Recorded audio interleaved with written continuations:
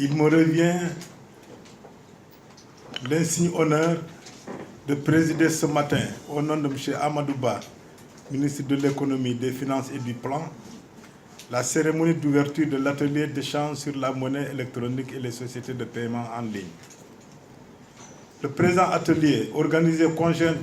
conjointement par l'Observatoire de la qualité des services financiers et la Banque centrale des États de l'Afrique de l'Ouest,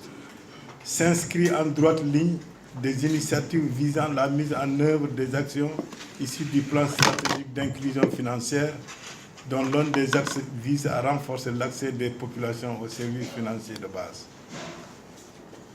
L'objectif visé par cet atelier est de favoriser un cadre de concertation et d'échange avec les acteurs du secteur en vue de promouvoir les services financiers à distance et de booster l'inclusion financière. Fort opportunément, cette rencontre se tient dans un contexte marqué par le démarrage, sous l'égide de la BCEAO, de la première édition de la Semaine de l'inclusion financière qui se tient du 26 novembre au 1er décembre dans tous les États membres de l'Union. Au regard du faible niveau de bancarisation stricte qui ressort à 19,64% d'après les données de la Banque centrale à fin décembre 2017, les services financiers à distance apparaissent aujourd'hui comme un vecteur efficace pour renforcer l'inclusion financière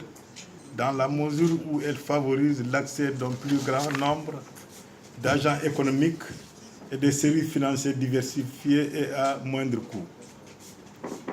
Cette ambition est en phase avec les objectifs du plan stratégique du plan Sénégal émergent PSE, qui constitue le référentiel de la politique économique et sociale de notre pays. En effet, le PSE accorde un intérêt prioritaire à l'approfondissement du système financier à travers la promotion des services financiers de base et